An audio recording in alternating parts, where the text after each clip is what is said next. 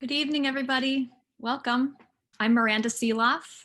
I'm a member of Voice of Gowanus, and I'm here to welcome you tonight to Fight for Gowanus, protecting community health and safety from a massive rezoning. Voice of Gowanus is a grassroots coalition of community activists and organizations who are fighting for the Gowanus community and against the biggest rezoning of the de Blasio administration, which would bring 20,000 new residents to a FEMA flood zone A that flooded during Sandy and have them live next to an EPA Superfund site, the Gowanus Canal, one of the most polluted waterways in the country. Our elected officials have dismissed these hazards by saying they've been cleaning up Gowanus for years, but dredging of the canal just started last fall and massive sewer overflows will continue for years to come. Housing would be permitted on a hazardous site at public place. Through the current rezoning fight and beyond, we will speak out and fight for the health and safety of all current and future Gowanus residents because we care about our neighbors and our environment. We invite you to join us at voiceofgowanus.org, and if you are able to make a tax-deductible donation to support our legal fight. I'd like to introduce now our moderator for this evening, Brad Vogel. Brad is a resident of Gowanus and a member of Voice of Gowanus. Brad wears a number of hats as an attorney, poet, nonprofit executive, waterfront advocate, and more. He also serves on the community advisory group, the CAG, that advises the EPA on the Gowanus Superfund cleanup. So now I'll throw it over to you, Brad. Wonderful. Thanks so much, Miranda.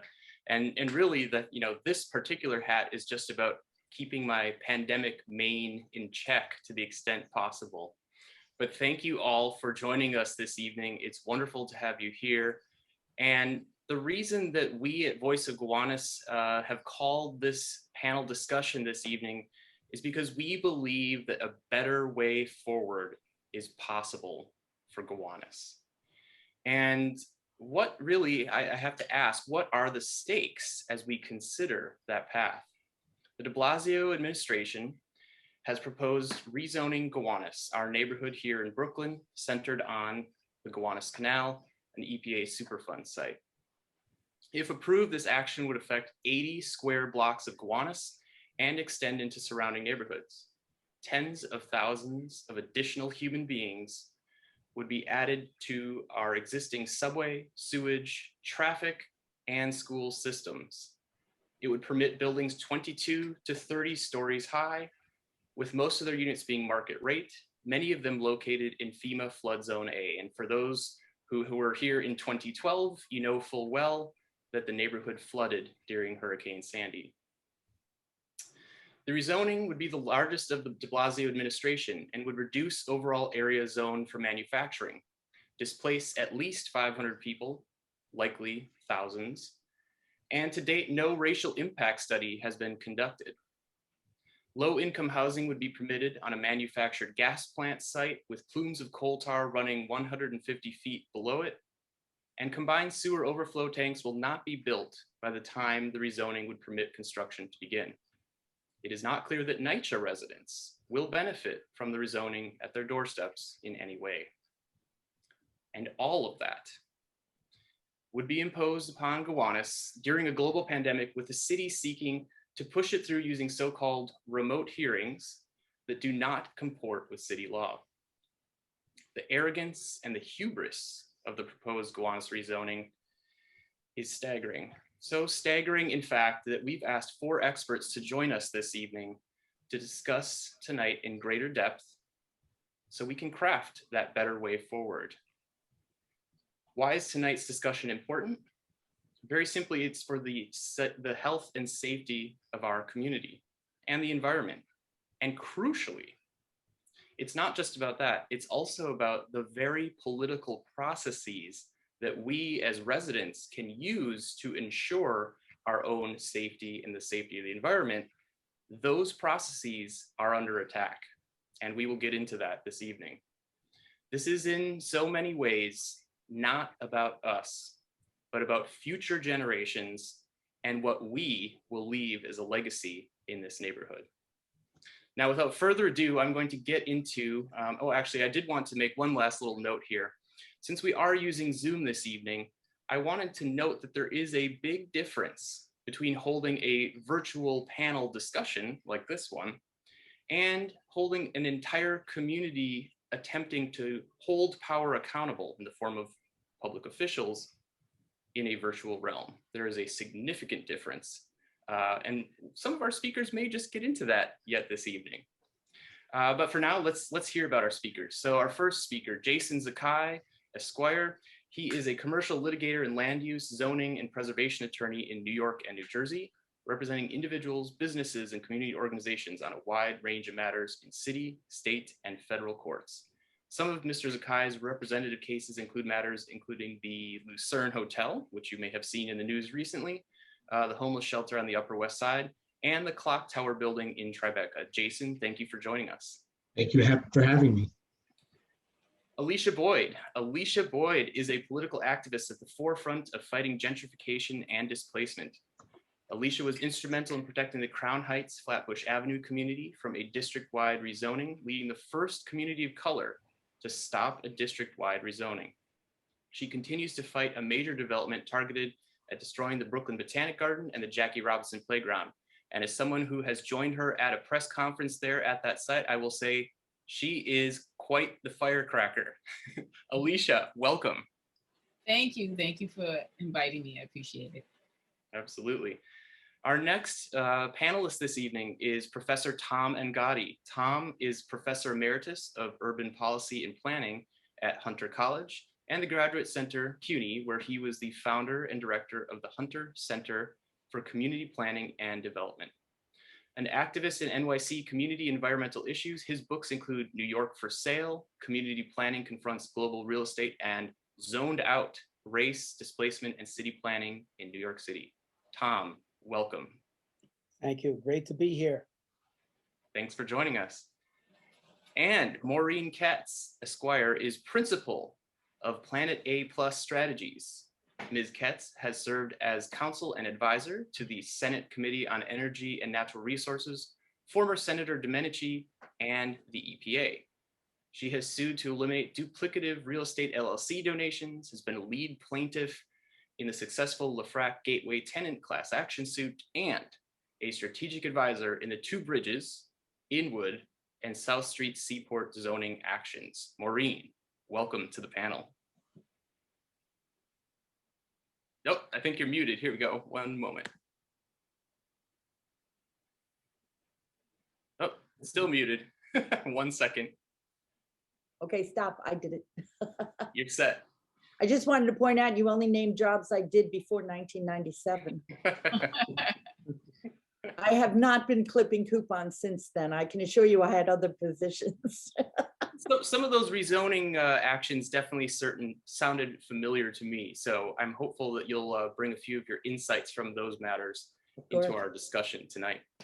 So in terms of format, I'm going to be asking each one of our panelists a question to start out with. And once they've each had a chance to go through that initial question, we're going to move on to general questions and get to some of the questions that have been raised by the audience as well. So let us jump right on in.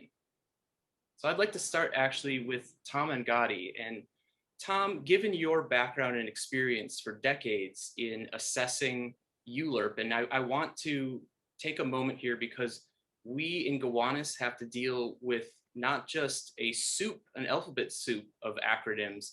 I would say it's a veritable canal full of acronyms. So at any point tonight, I'm going to make an effort to stop and define that term. Now, ULURP sounds like it might be an alien invasion. It sounds like it might be a weird dessert, but it stands for the Uniform Land Use Review Procedure. Now, what does that mean for people out there? That means this is your opportunity as a community member to weigh in on zoning changes, land use changes that stand to impact your life. So this is the process where you go to public hearings at community board, at the borough president level, city planning, and city council, and you try to make your voice heard. Now, my question for you, Tom, is before we hit the pandemic, when we're talking about this ULURP process, has the deck always been so stacked against the community and against the grassroots? Absolutely. ULURP began in 1975. What happened in the 1960s? There were a lot of protests and communities who demanded a voice in land use decisions. Why? Because for the last century, the century before that, New York City government was highly centralized, run by a board of estimate of professional politicians, and neighborhoods and communities did not have an existence in the New York City Charter or a particular role to play in making decisions. So people did things like protest, occupy, the schools. There was a giant movement in communities of color for community control of schools. And so the reaction in the 1970s was a civic uprising saying, communities need to have a role in the decisions that affect their long-term future. And so what was created was the Uniform Land Use Review Procedure. I know procedures are very surgical, and this is very much like life-threatening surgery. But anyway, the procedure follows the steps that you had mentioned. It includes community boards, which were created at that time, 1975. There were no entities for communities to engage, neighborhoods to engage in making land use decisions. So community boards, the borough presidents, who were basically leftovers from the old system of governance. They also had their hands in it. And there was a tremendous debate at that time about how much emphasis and power communities should have. There were 59 community districts created, each one with a community board, but in enormous concessions to the power structure, the Democratic Party machine, basically, borough presidents were allowed to choose with city council people the members of the community board. And community boards ever since then, since they were created in 1975, have been grossly underfunded, understaffed, unable to deal with complex planning applications. And in the 1980s, there was a tremendous upsurge in the environmental justice movement, where communities of color organized so that they could actually get a planner on the community boards and get funding for these entities to do their own plans. Right. So Tom, with all of that said, did that actually change things? Has that made things better for the community, or is the deck still stacked against the It's community? still stacked. And I was one of the many people who did those community plans with neighborhoods and communities that are now systematically filed away by the city planning department and ignored. So it's been a constant struggle. But the problem is that you have a very powerful central mayoral controlled form of government. ULURP, if you go to a ULURP hearing at a community board or even at the borough president's level, you get 2 to 3 minutes to speak, and there's no dialogue. There's no interchange. It's just allowing people to vent. Right. It's a phony democracy. There's no real engagement and dialogue between the officials who are attempting to make changes to city law and the people who are subject to those changes. Okay. And that's the Okay. problem. Thank ULERP you. is broken. Okay. It really, we call it, I call it participation games. You know, people get in, they get 2 minutes at a microphone, bye, that's it, it's all over. And by the time the 10th person from a community gets to speak, most of the elected officials have already sent in their junior aides. Right, right.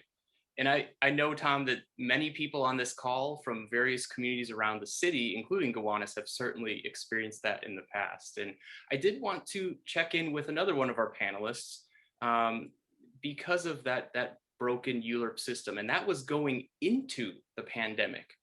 You know, once the pandemic hit, the mayor suspended ULERP of any kind until the fall. But then the city began what they call remote hearings for this ULERP process. Now, Alicia Boyd, would you be able to give us a brief sense of what happened at a recent virtual ULERP hearing in your neighborhood? Well, my community board had decided that there were going to be only 2 public hearings. One was going to be delivered by the developer, and the other one would be where the community would then have the 2 to 3 minutes to speak. Despite the fact that we complained about over 40% of our population not even having access to ULERP via online, not having access to computers or Wi-Fi or even high-end Wi-Fi, high-speed Wi-Fi. They just ignored us and planned it anyway. And then they planned it for just 100 people. And so literally by 7:02, it was packed. I mean, Sandy's here, so she knows. She was one of the people that actually decided to leave to try to get the community board members to join, because there literally were not enough slots and people had to leave so that actual community board members could get into the ULERP meeting. Exactly. And, you know, and of course this was all designed. They didn't really want the community to be there. They didn't really want the community to have information. So they purposely put the limit there, you know, knowing what would happen. And then, you know, said, oh, well, we've done a great job. We had 100 people. Right. But now, Alicia, if I'm not mistaken, you and your group MTOP have filed for a TRO, a temporary restraining order, to stop the city from proceeding because of all what I will call colloquially a hot mess of a meeting that happened there in Crown Heights. That's exactly what the judge called it. She called it a mess. She said that was a mess when we submitted the affidavits. And it really showed how the virtual platform really disenfranchises people. Not only because, you know, you could limit the amount of people, but, you know, you use all kinds of tactics to prevent people's voices from being heard. And normally when we go to ULEP hearings, if we don't like things, you know, we might shut that shit down. Oh, excuse my French.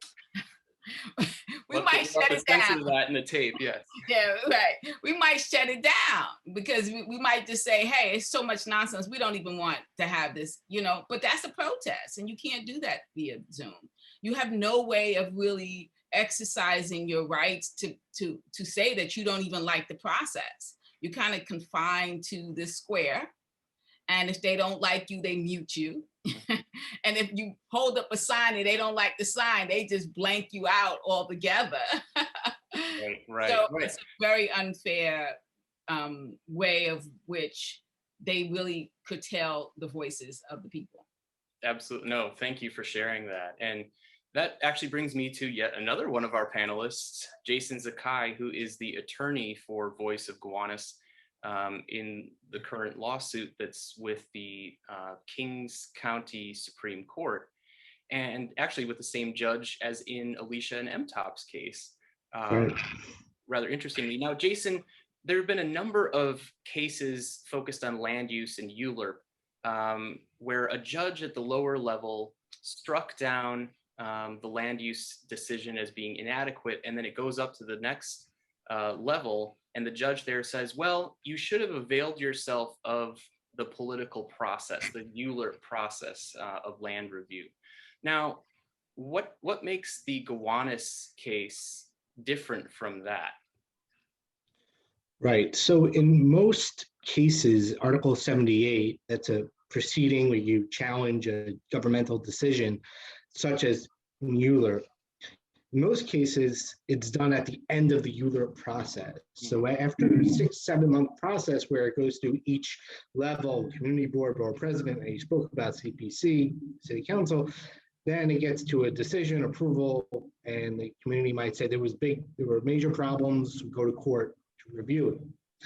And sometimes, and many times, as you were referring to, the court might say, well, we don't want to get involved, and there's something lurking, it already went through this process. Do we, went through the political process, do we want to get involved now?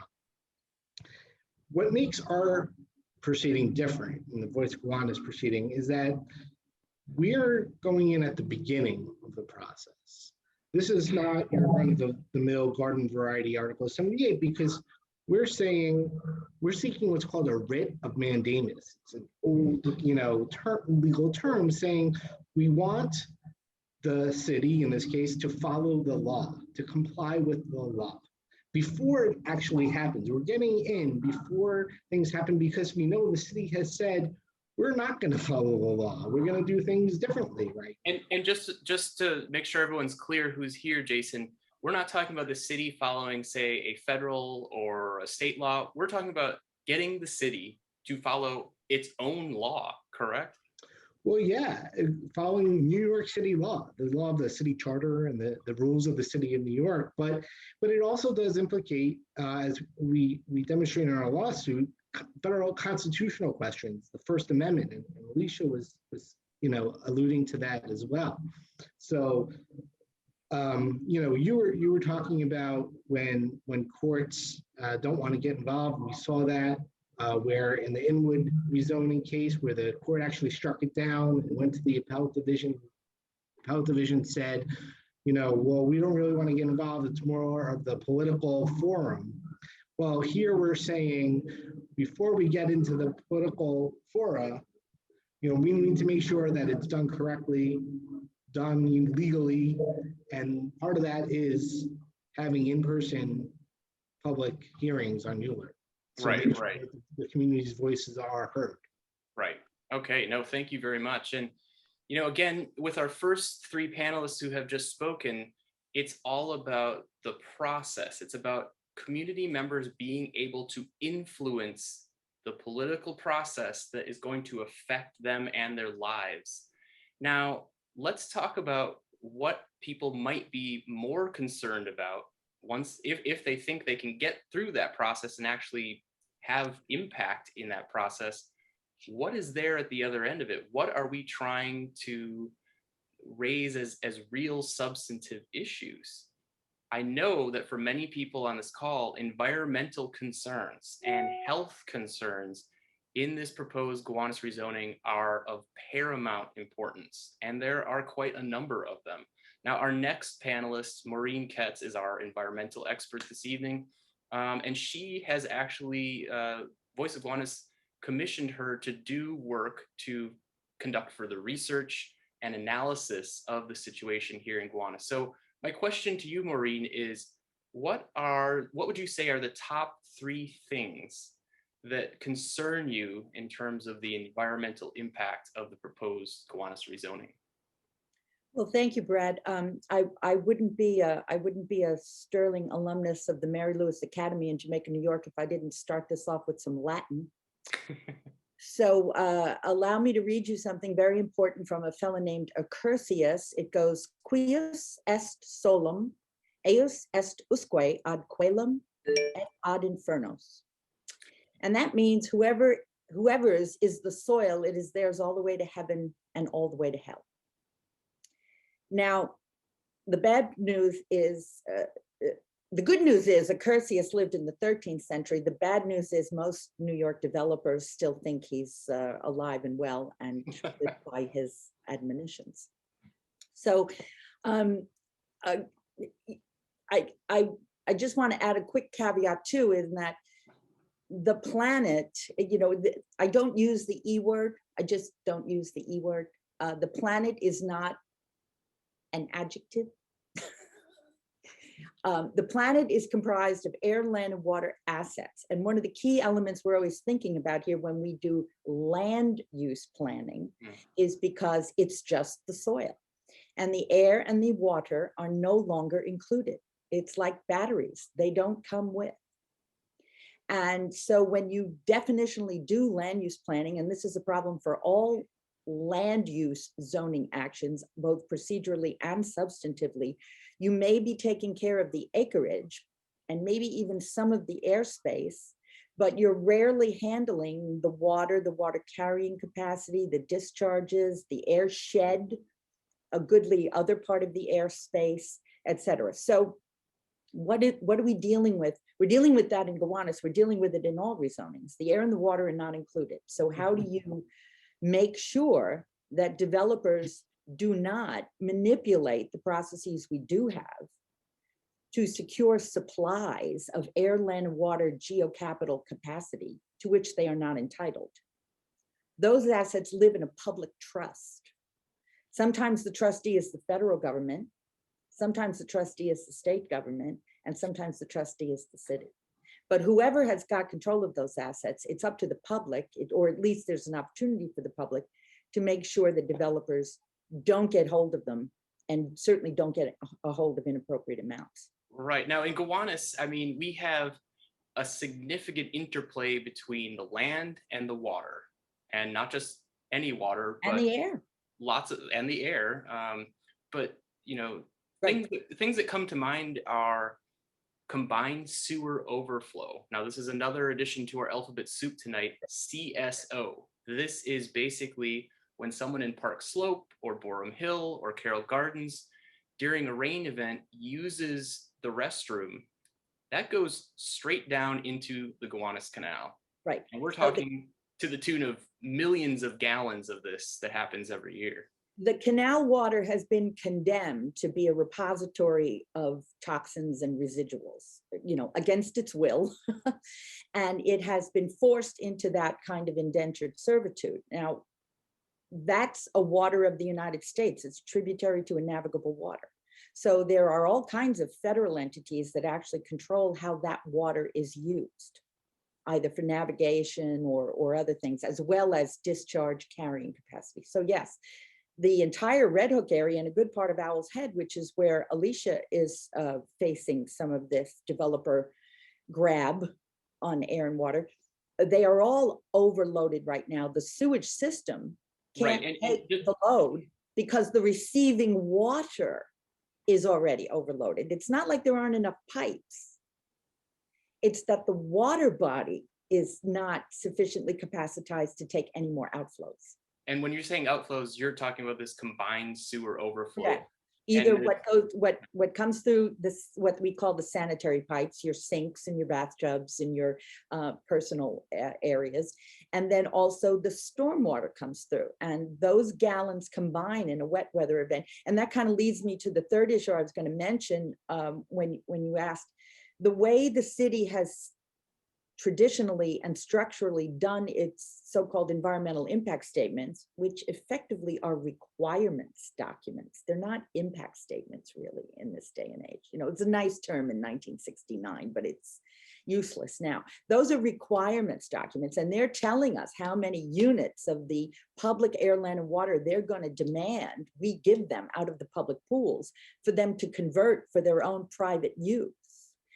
And the way these impact statements are done right now, there is no accurate arithmetic on things like wet weather throughputs in these sewage systems. You'll notice they all do an analysis of dry weather.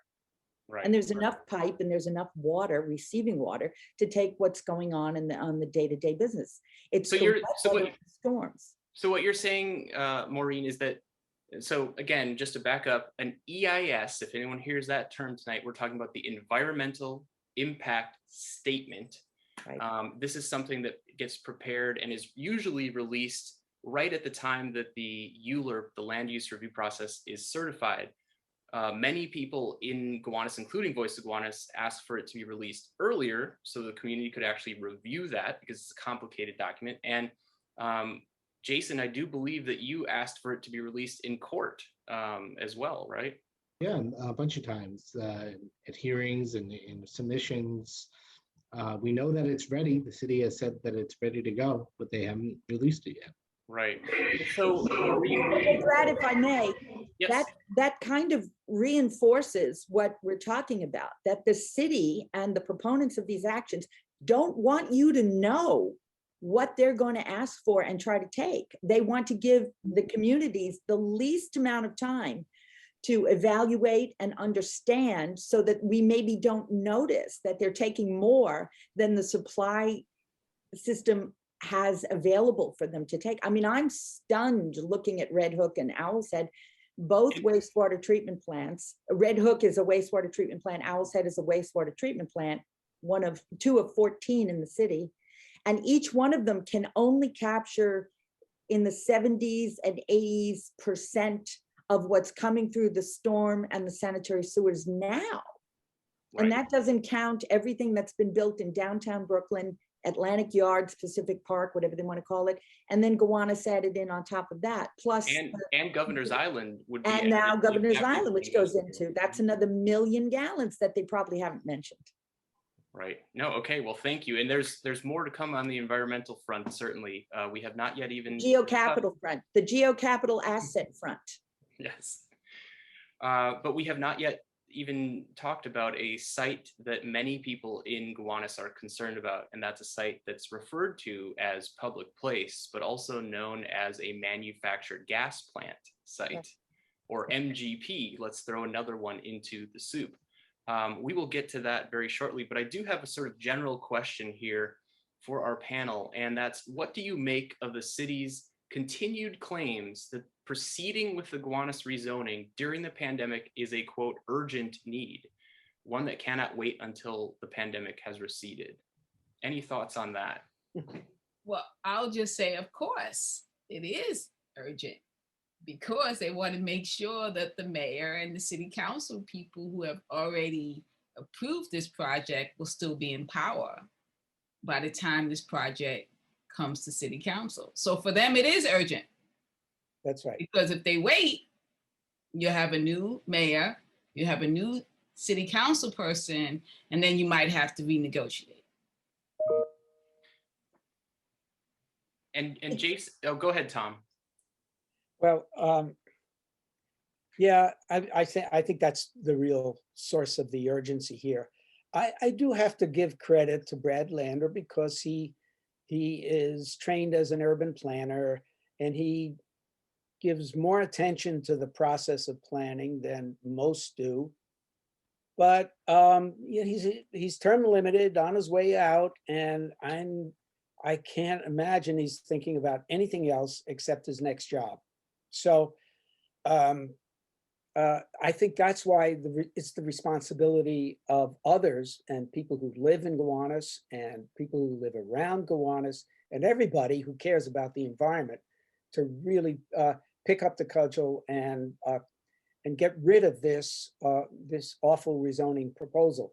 I mean, it's actually better than some of the other things that Mr. de Blasio has dreamed up and foisted on other communities. Not too successfully, by the way. That's not saying a whole lot, Tom. I know, his 15 rezonings have resulted in 5. I mean, he tried 15 and got 5 out of them, and every one of them was a big struggle. That's right. Does that tell you something about how rotten the growth machine in New York City is? How much people really do not apply? You know, as the great de Blasio and Lander contrast themselves with Michael Bloomberg, the billionaire mayor of the luxury city, but they're following exactly the same policy. which is growth is good, all growth is good, and anybody who opposes it is a NIMBY or opposed to development or racist or whatever, but they won't come to terms with the quality of life and services in places where people live, which is really what animates people to get involved in civic life. Right. They Right. want to kill it instead.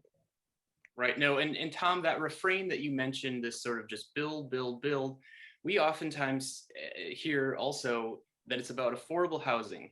And it's as if affordable housing is brought out like a mace and slammed down on the table, and all other topics are off that table. Now, would you say, in your experience, that rezonings in New York City are really about affordable housing? Well, this is the narrative that we are told we should believe. That now, zoning is so discredited as a tool for planning. Zoning is not planning. It's only a piecemeal change in the way a particular piece of land or pieces of adjacent land are allowed to be developed and used, okay? And I hate that term, land use. I think we ought to have a more reverent approach to land than to the idea that it's something that all we do is use it. I think we should revere it and say it's connected to our daily lives and to the lives of other species on the planet. But anyway, that's another thing. Okay. The thing is that I lost my train. Sorry. No worries. We'll come back to you when the train hops back on the track. Okay. Maureen, I did want to turn to you though to talk about a site in Gowanus called Public Place. This is the one I mentioned earlier. This is a site that was, as I said, a former manufactured gas plant. And the plan, if the Gowanus rezoning were to pass, is to put low-income housing on that site.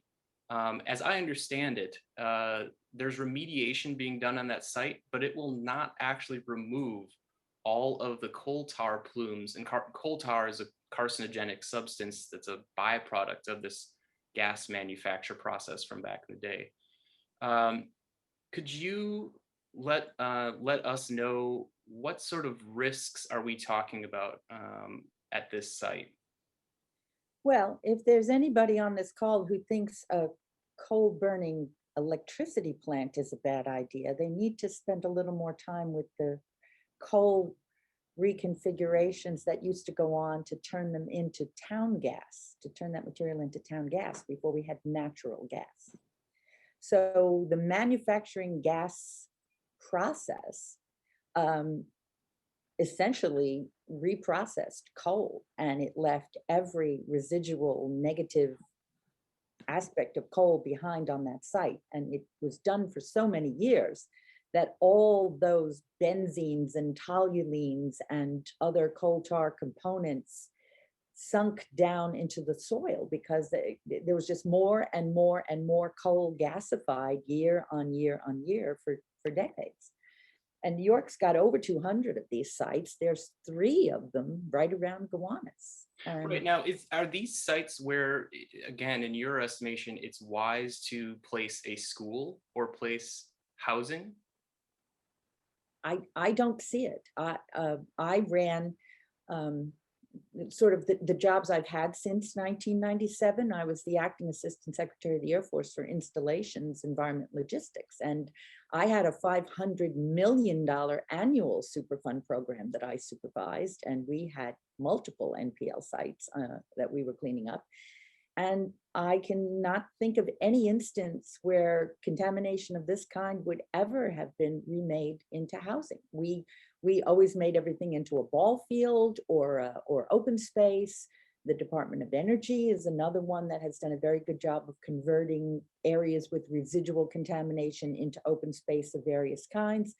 Parks are a good idea. Golf courses. We know that landfills are commonly covered with golf courses here in New York City. So there's rarely ever do you put residential or school uses, that level of exposure onto a site with this kind of residual contaminant. Right now, and the risk there is that those chemicals underneath would volatilize, find a path up, and be trapped in structures on the site. Is that correct? Exactly, exactly.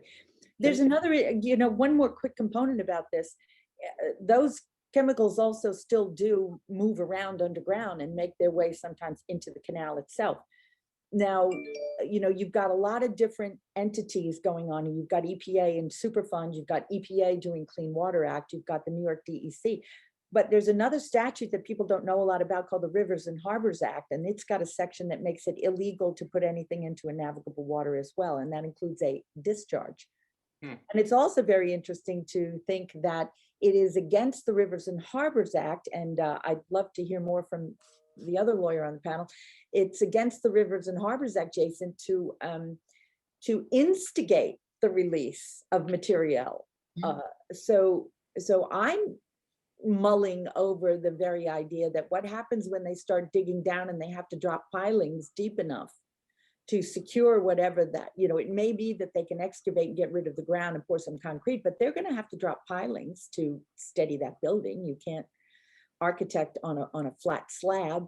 It's not Arkansas.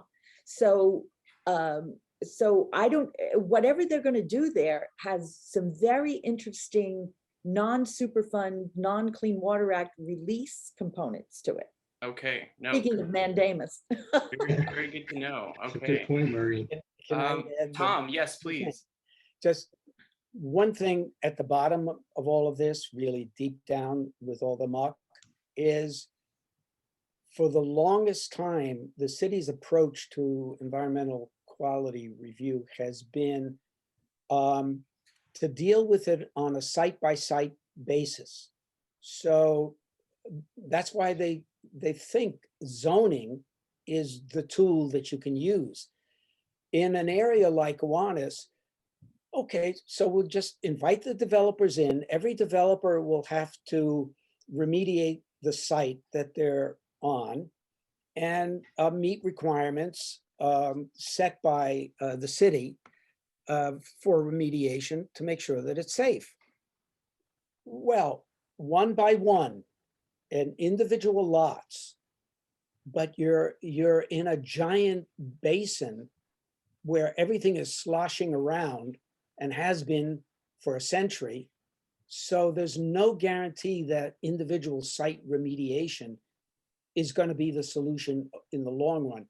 And the other unknown is the level of sea level rise. We don't know whether it's going to be 10 feet. It's probably going to be at least 10 feet or 20 feet or more. So the developers love waterfront property now because they can make a killing. They can build it up 10 feet above the current ground level, and in 30 years make back their loan, pay off their loans and make their profit, and then walk away. If Tom, they haven't already made it back through tax credits like the 421A program or the Brownfields cleanup program, all of which help these folks. Also, let's not forget that Gowanus is an opportunity zone, so-called, even though many of the proponents of this rezoning claim that the area is a white, wealthy neighborhood.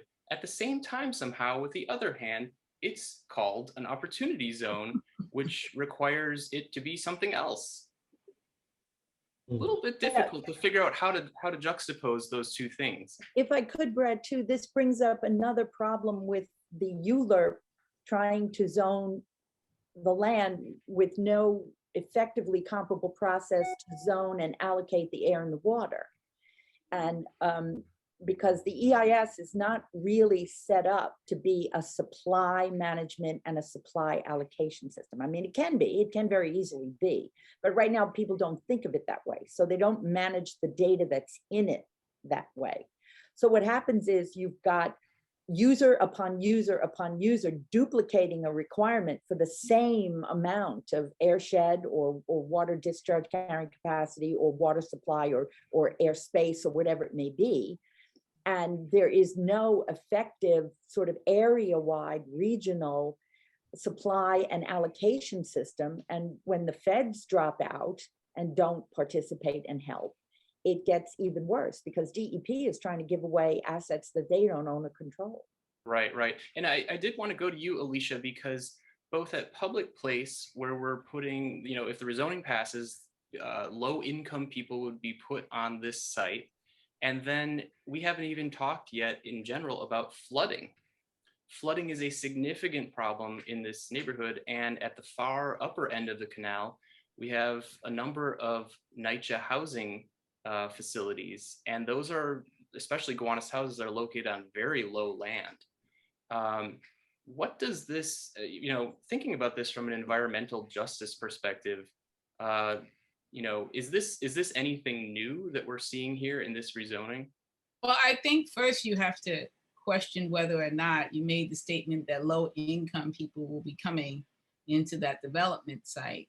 If it's under the MIH, and there's already been studies that have been done, not one apartment has been created underneath the MIH program, which is the mandatory inclusionary housing program that's for low to moderate income residents.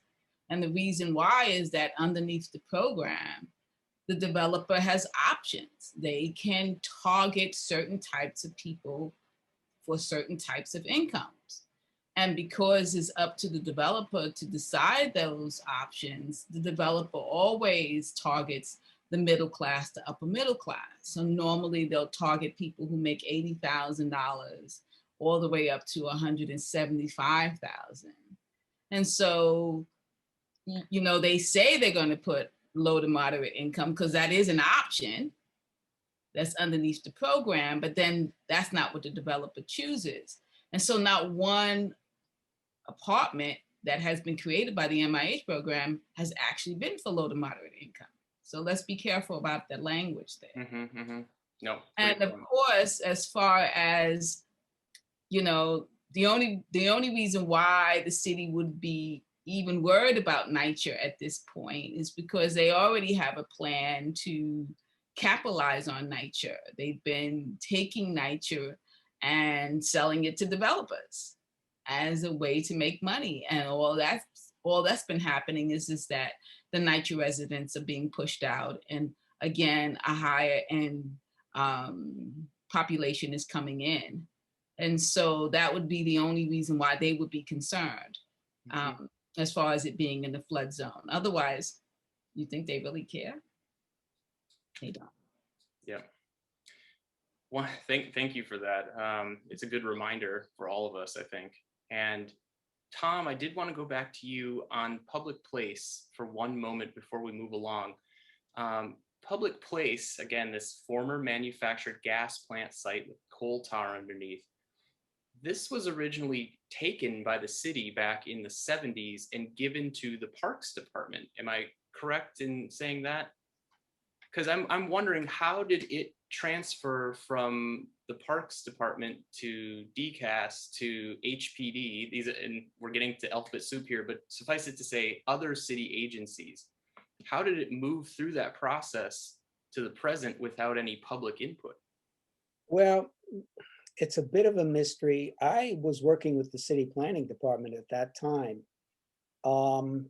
in the 90s, and it was well known that Public Place was too contaminated for a park.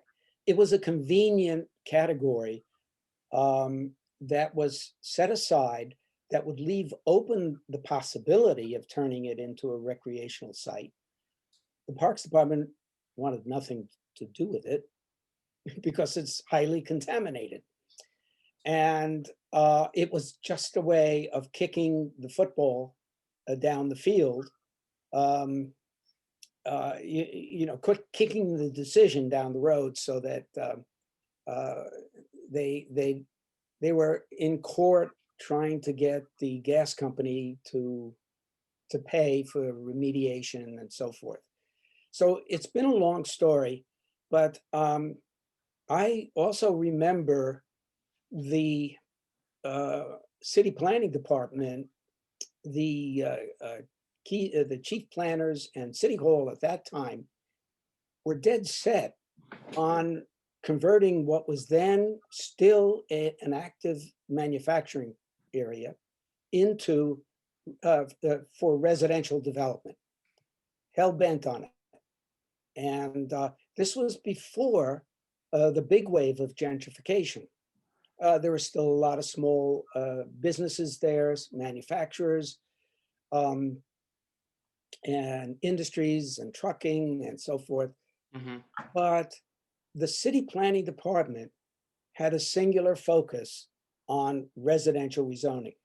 At one point, though, up until the 1990s, they actually opposed rezoning for residential, I see. only because there was no developer interest in it. The developers were looking for more profitable sites and sites that were didn't have all of the.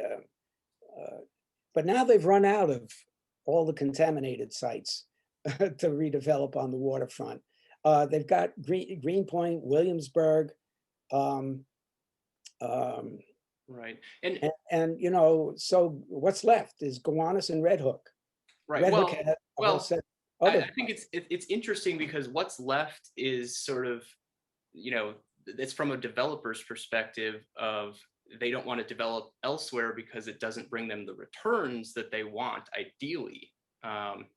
But it's not necessarily the only places left. It's sort of just the only places left that developers think brings them the profit they want. But I did want to go to Maureen very quickly on this MGP site and having a park on it. I know that you had mentioned that is a safer option for use on an MGP site in your experience, right? Yeah, it's actually not uncommon. I take Tom's point about the Parks Department at the time in the 90s, not necessarily being prepared to take it on. But once you get hold of a responsible party, which is what a Brooklyn Union Gas or Keyspan or you know, a former owner would be called under the law, and you kind of rope, you know, grab them by the back of the collar and force them to start paying to do a cleanup, you can generally do a fairly reasonably priced restoration that involves, you know, removing 20 or 30 feet worth of dirt, replanting the dirt, putting in soil, what they call soil vapor barriers and things like that. And you can cut out and cut down the exposure levels to the point where people who are in a park for intermittent and relatively short periods of time are never exposed to any degree that represents a harm. And therefore it's usually considered a workable reuse of contaminated but restored property. Unlike residential buildings on the site, where you are there all day, every day, and if the vapor intrusion escapes and it enters the building, it becomes trapped. It can seep into concrete, building materials, whatever it may be. So the idea that you can do enough restoration without, you know, blowing the bank, and therefore convince people to come in. You know, there's a reasonableness rule associated with some of this. You can usually clean it up to the point where it's perfectly safe to use it for for the kinds of uses that would create intermittent exposure. Understood. Okay, that makes sense. You know, there's one other important part of the history, Okay. because back in the 80s and 90s, when people were talking about Gowanus, there was a big discussion. And our dear old friend, bless his soul, Buddy Scotto, who was a big nonprofit development advocate, went down and went to community board meetings and went everywhere and told all the elected officials, we need affordable housing there. Let's put affordable housing. Now, I thought he was literally a loony to even propose it at that time. But everybody listened. Oh yeah, it's an affordable housing site. And he looked at it and he said, oh yeah, the land is really cheap and it's accessible and developers don't want it. So let's make affordable housing there. And that's the thing that's still circling in the heads of a lot of the city officials who are thinking this. And unfortunately, Fifth Avenue Committee is a very serious organization. They do a lot of good work, but you do not want that to be a housing site. Right, Um, right. And it makes absolutely no sense.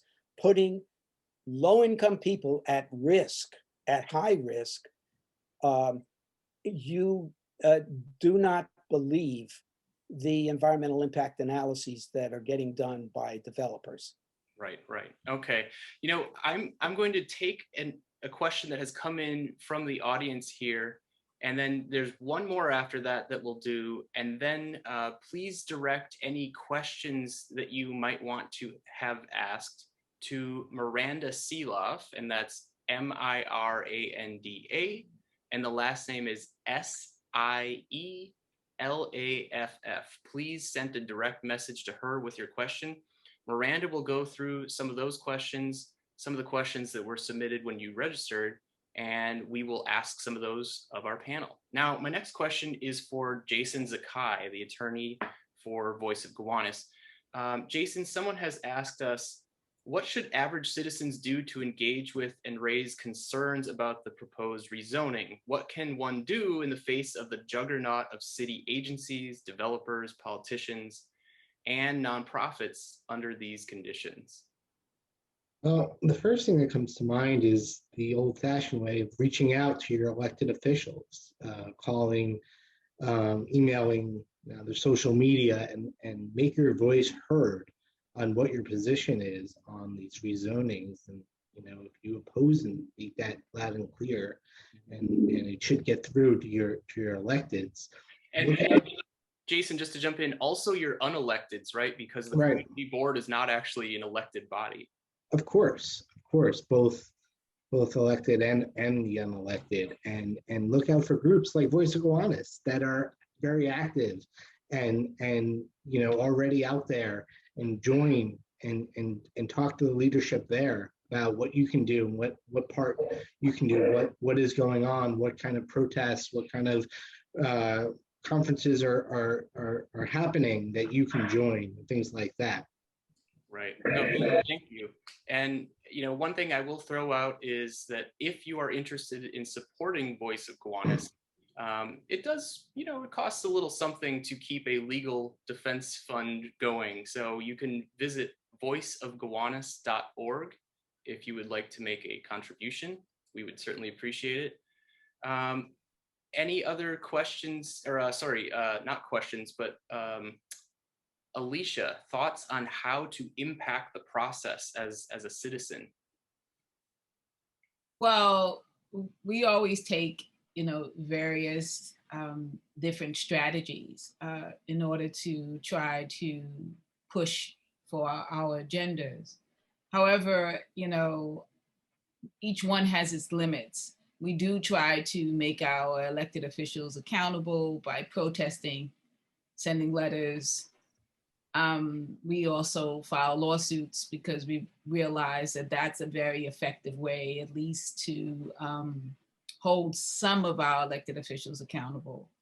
But we also do a lot of discovery. We do a lot of poking around and finding out what our elected officials are doing and what the community board members are doing and how they're related to development. And we do exposures on that. That could be very helpful. So if you have people who can do research and find out things about the decision makers, you can possibly influence how they vote, or in our case, in CB9, we've gotten them to actually remove themselves off the board because of the conflicts that are so glaringly. And the lawsuits have also been very effective. Mm-hmm. Now, very quickly, Alicia, some other things there. Wondering if you use them, because Voice of Gowanus uses them, which is FOIL's Freedom of Information Law, and then looking at lobbying records to see who has spent time and money lobbying public officials, and donation records, campaign donation records. All of those things are the things we've used. I don't know if those have come in handy for you. Well, I remember one time I was foiling the Department of City Planning, and the woman said, "You're the only one who foils us." Because I was always foiling. But then you have to get to a point where you have to be willing to file a lawsuit, because so many of these agencies just completely ignore FOIL, but you'll be surprised. We get gems, we get little, people slip, they can't hold everything. And so, yes, you definitely have to be aggressively doing FOILs and doing lobbying records. And yeah, it's exciting when you find out that a community board member is actually a lobbyist for the real estate industry. And then you get to call them out, and then they have to step down. So it's important, the research and finding out what's going on. Very interesting. And to me, it always comes down to a sense of, does a citizen, does a community member have access to what's happening in government? And that's my last question here before Miranda fields a few of the audience questions for us to discuss. This question is sort of for Jason and Alicia. A Real Deal article in the past 24 hours stated that, quote, if the city reaches an agreement in the Gowanus case to set up a public space for residents to watch the hearings, it may be expected to do so for other previous EULR applications and could call into question applications already approved following remote hearings. So my question is, what are the Gowanus and the 960 Franklin cases doing in terms of ensuring public access rights at hearings citywide? Jason, did you want to start off on that? Well, I think it's really interesting that the Real Deal article and the broader public is realizing the broad effects of what's going on in the Gowanus case and the 960 Franklin Avenue case. About there's really citywide implications here and how it's going to affect each of the rezonings throughout.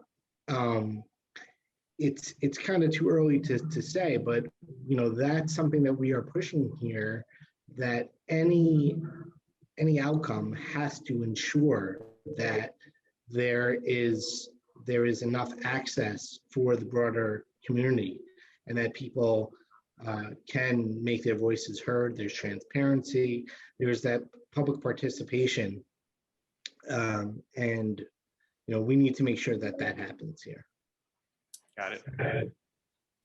I'm not sure if they're so concerned about previous EULR processes, because unless you've made it very well known your objections, that there were people who wanted to participate and were unable to participate, and you have to have a lot of evidence going back. I think what they're concerned about is moving forward. Mm-hmm. There are a couple of very contentious rezonings on the horizon, one being NoHo Soho. And I think they're concerned that NoHo Soho is going to join. And so all other contentious rezonings. So I think they're more concerned about moving forward than previous. But they'll say, previous, it's going to have ramifications for the previous rezonings. But again, it's more about the future, because they do have several rezonings on the table that they want to get finished before the Blasio administration and the current city council people are out. Right. Okay. Thank you both. At this point, I do actually just want to note that I see that Assembly Member Joanne Simon has joined us this evening. So a literal tip of the hat to one of our elected officials who has joined us this evening. And now let's go to Miranda for some questions from the audience.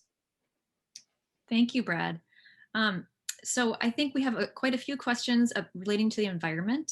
So I'm going to try to collate a few of these or ask them at once. What environmental information critical to health and safety is missing in the current New York City push for the massive rezoning? What are the health impacts of exposure to benzene and toluene? And certainly toxic vapors are a serious concern, but do all the sites have volatile toxic substances? Aren't there some that would be inert and therefore not a danger if isolated? Okay, well, we are going to turn to Maureen to see what she has to say about these questions. I might have to ask you to repeat a couple of the last ones. Well, the first thing I would encourage everybody to do when you are looking at city documents and foiling away, and I have a dear colleague named Joanne Coyle who will verify this, We once foiled an EIS because it had been made confidential by the developers at the South Street Seaport. So yes, foil away. But the other thing I encourage everybody to do is look at the numbers in these documents. These guys can be trapped by their numbers. They're fibbing up a storm with these numbers. The city's now got greenhouse gas caps ostensibly. And if you look at the chart, the greenhouse gas emissions in 2019 are as high as they were in 2012 when they started all of this green, green, green, green. So the answer is, where are they going to put all these new greenhouse gases they're going to get from all this development?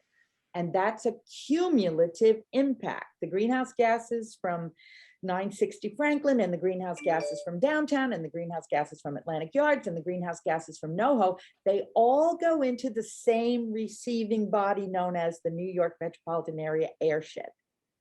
So one of the things I believe is a totally untapped mechanism for all of these development actions is the city has been pulling the wool over everybody's eyes about cumulative impact analysis, which by the way is required by the state law. And that's another thing I encourage everyone to consider. The State Environmental Quality Review Act controls the EIS process. CEQR is a manual. It's a manual. It's like the one that comes with your TV. Throw that one into the alphabet soup as well. The City Environmental Quality Review is a technical manual. The State Environmental Quality Review Act is a state law, and it's got regulations. And those regulations say you must do cumulative impacts. Now we're kind of back to this whole idea of what is the asset. The asset is the receiving water. The asset is the receiving airshed. The airshed is the asset.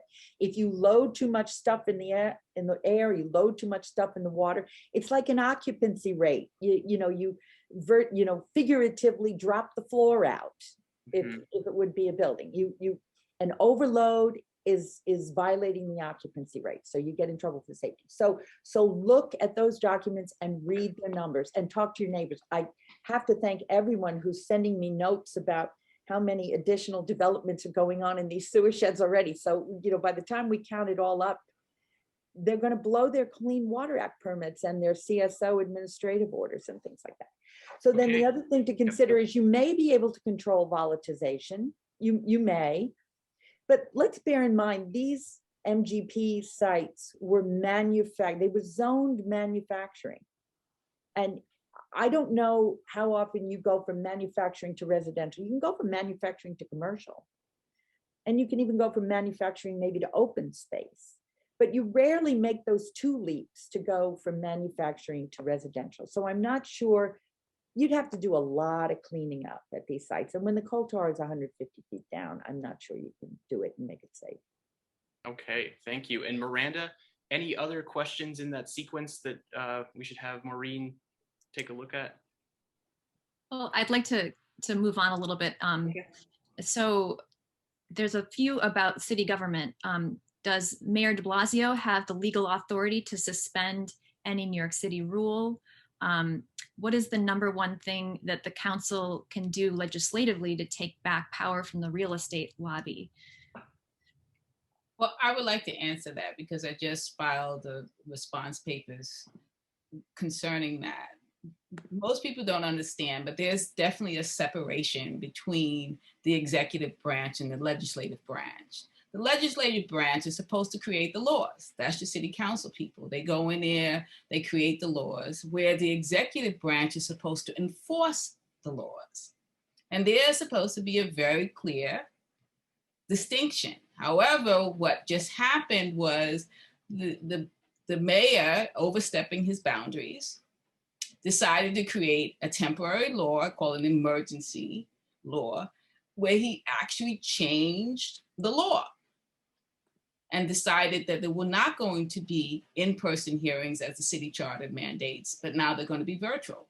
That is a violation. He violated the law because he can't do that.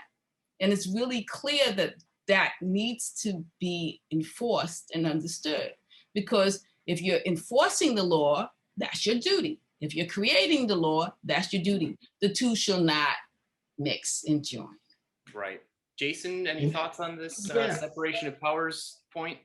Yeah, I would just add that it's open question, 1 year into the pandemic, what the mayor can start doing to start trying to change the law. And if you look at what's happening at the state level, where the, state legislature is telling the governor, for a variety of reasons, we're going to curb some of your emergency powers on what you can do related to the pandemic. I think it's interesting to see what's going to happen in New York City and whether the council steps in to say, the mayor cannot start suspending laws one year in. Okay. Miranda, any other questions for our panelists? Sure. Here's a question relating to environmental justice. What can the residents of nearby NYCHA developments expect to face if this rezone goes through in terms of construction noise, flooding risk, exposure to toxins, secondary displacement, as they are right across the street from the rezone lots?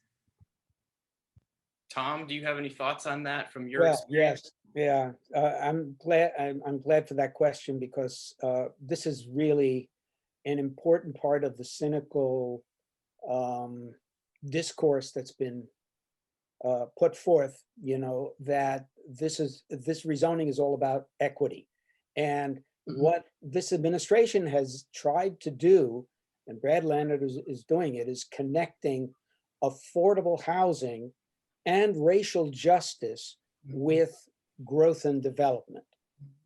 Now, think about it.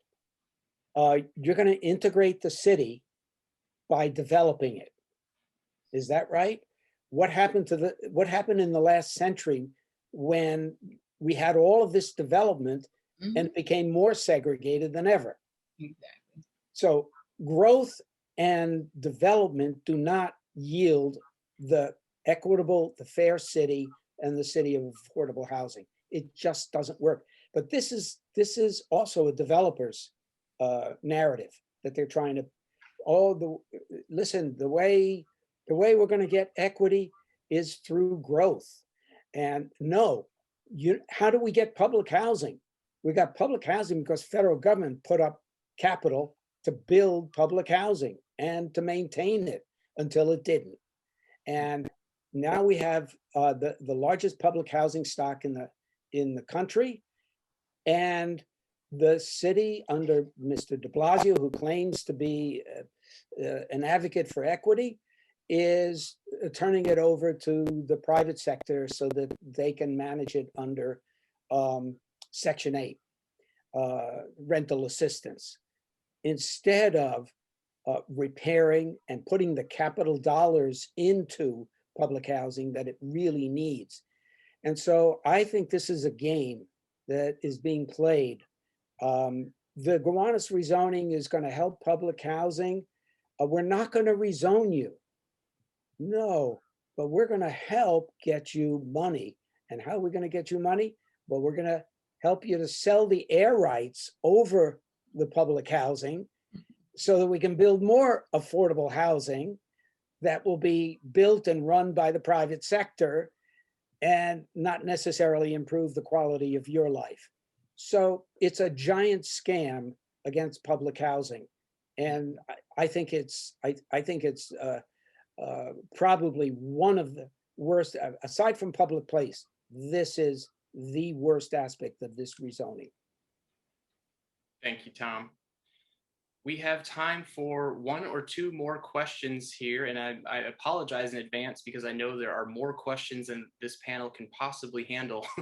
The scope and scale of this rezoning is beyond what any one evening can cover.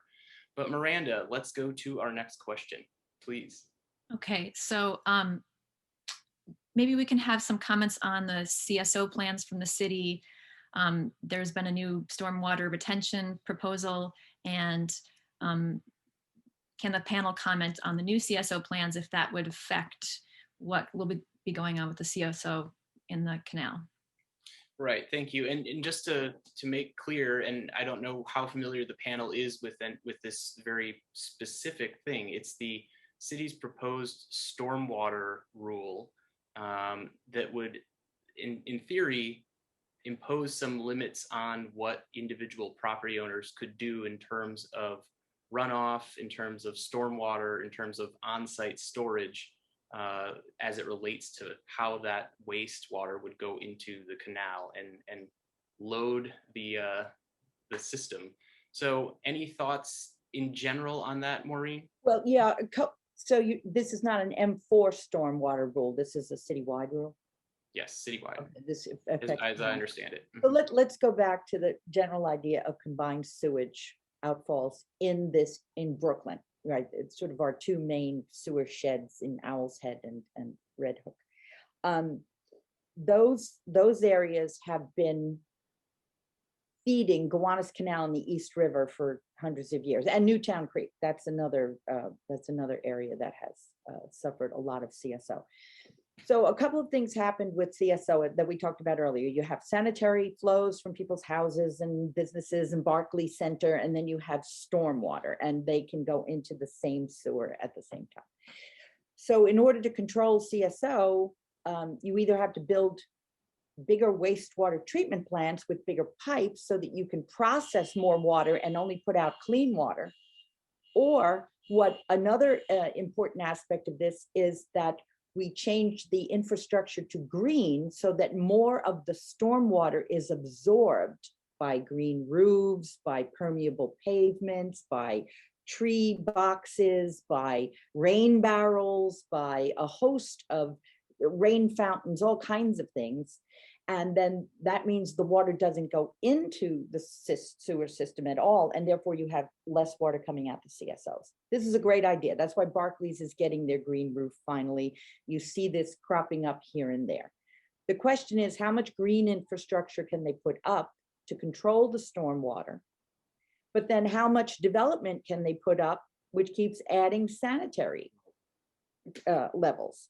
So I'm not familiar with that specific rule, but we should point out the city has been violating the Clean Water Act since 1992 and has had a series of administrative orders forcing them to do more and more and more controls. And then the Superfund designation is laid on top of that. And the main tanks planned for Gowanus are a function of the Superfund restoration, not the Clean Water Act. There's like a double down going on there. To use a famous New York developer term we get kicked around with a lot now. This Clean Water Act already hit them, and then the federal government doubled down on the Superfund site. So this is a serious asset problem for the city. They do not have enough receiving water capacity to cover all this development they're planning to do. Right, now I'll go to Tom in a moment here, but I did want to jump in and note that the Superfund record of decision, which is sort of the legal agreement that governs the Gowanus Superfund, says that the city has to build 2 gigantic combined sewer overflow tanks. Now the city has delayed on these significantly and says that they won't be built until, I think it's 2032. There's some estimates that say it's more like 2028. At any rate, it would be after the rezoning passed, if it were to pass. Now, those tanks, as I understand it, would only be able to hold the volume of CSO for the current level of development, not the level of development post rezoning. So that's a significant issue, and I think that's one of the main questions about this stormwater rule is, how do the models actually work? How does this interface with the tanks, which may or may not be built at some future point? Lots of open questions. But Tom. Well, I don't know all the, sorry, I just want to throw in, I don't know all the things about how the model works, but I can tell you what they're doing to change the models. I just finished looking through the difference between the 2019 and the 2020 reports coming out from DEP about the whole wastewater system. And they've already altered the inputs for Red Hook and Owls Creek so that the numbers will come out differently and they start to look like they're capturing more sewage than they did last year. And in spite of the fact that they switched the rainfall inputs to be actual rainfall, not a standardized coefficient, and the actual rainfall is higher. So this tells you what we could all be reading. Not that you want to go read these kinds of reports, but there's 6 more inches of rain, 3 more inches of rain coming into Red Hook, and all of those developments, and yet the dry weather flow went down in Red Hook. So Okay. the Yes, boys are hard at work. there are lots of issues. There's no pathogen limit for the waterway at this point. But Tom, I cut you off. Please feel free. No, I just wanted to add to what Maureen was saying, because we New Yorkers know this history. The city of New York had to be dragged kicking and screaming into building 14 sewage treatment plants by the federal government because they didn't want to do a thing, spend a penny, crying poverty. So there's a long history of this because it's part of the capture of city government by development community developers who want to build. And so we got the sewage treatment plants in the 1970s, 80s, but there's been no, but the situation we're in now is the result of a continuing blindness, and an inability to look to the long-term future, and especially on the waterfronts. As we know, the sea level rise is going to be at least 10 feet. And the city in the last 20 years has encouraged high-rise development on the Brooklyn Queens waterfront. Mm-hmm. So. Yeah. Well, thankfully, Gowanus is not a low-lying area, except that it is. Okay, Miranda, this is our last question for the evening. Okay, so there's a number of questions about the level of remediation. So I'll try to pick one specific one. To make public place safe, would removal of the coal tar have to be 100%? What level of removal would make it safe to create housing on that site? Okay. Maureen, let's go to you. And again, we're talking about plumes going down 150 plus feet below the site. The military had a few electricity generating coal plants, but we never ran a coal tar site as far as I know. I would say you would have to go down to the whatever depth, where you could have clearance. Let me back up. There's something called DNAPL, Defense Non-Aqueous something. It's literally sort of the movable unctuous stuff that gets into water and gets into land. It's like oily bits. It's not solid and it's not really liquid. So that's the stuff that moves around. And then if groundwater gets to it, the groundwater picks up the molecules and moves them around. And when you've got benzene and toluene and carcinogens and things like that embedded in these aspects, it's a bit of a problem. You've also probably got some PCBs and some other metals and problematic material there, not just the coal tar, because it was a manufacturing site. So I can't necessarily tell you exactly what it would take.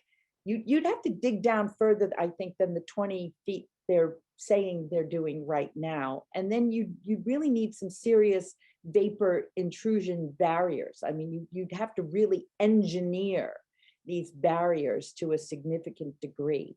Mm-hmm. Then the other issue you have is once you cap it all, do you force it out the bottom and into the canal? Right. And I don't know. I'm not enough of an engineer to tell you that, or a geologist to tell you that. Right. And I'll just note that the lower part of that site is quite low lying and subject again to the floodplain and any interaction between rising tides, storm surge, and any migration that would happen as a result there. I am not an expert. I'm simply noting that those conditions exist on the site. Your point is right. I mean, it either breaks off and goes in the air, or it breaks off and moves around in the soil carried by water, or the water comes back through the canal to reach it. So you've got rainwater coming down, you've got canal water coming in.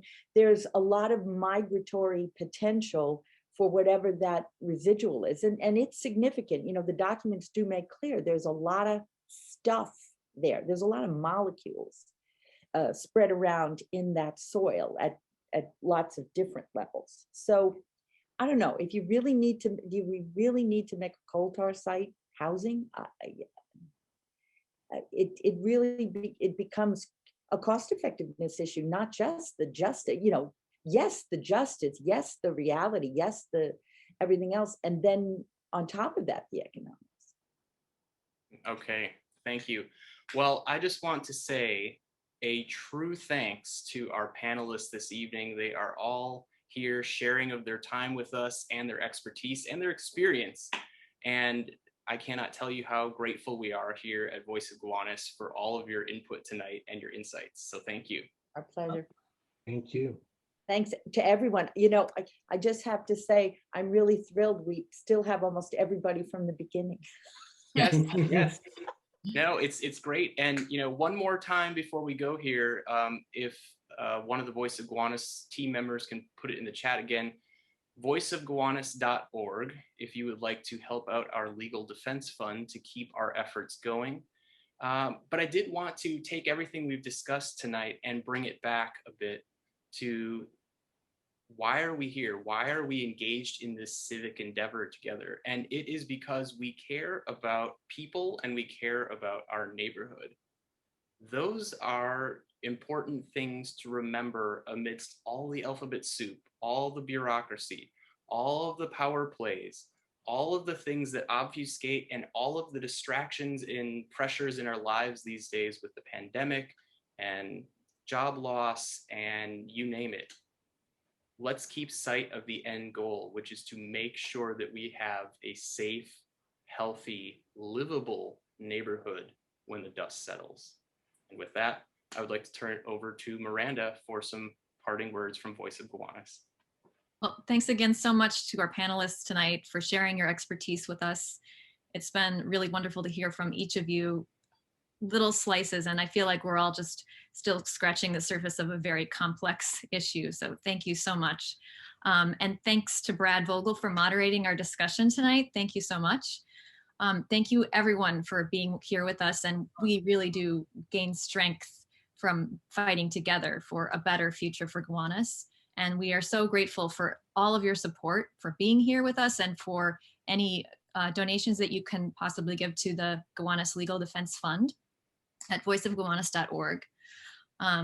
And you can probably see why they are urgently needed at this moment in order to counter the power and money on the other side of this fight. So thank you again for joining us, and we wish you a good night.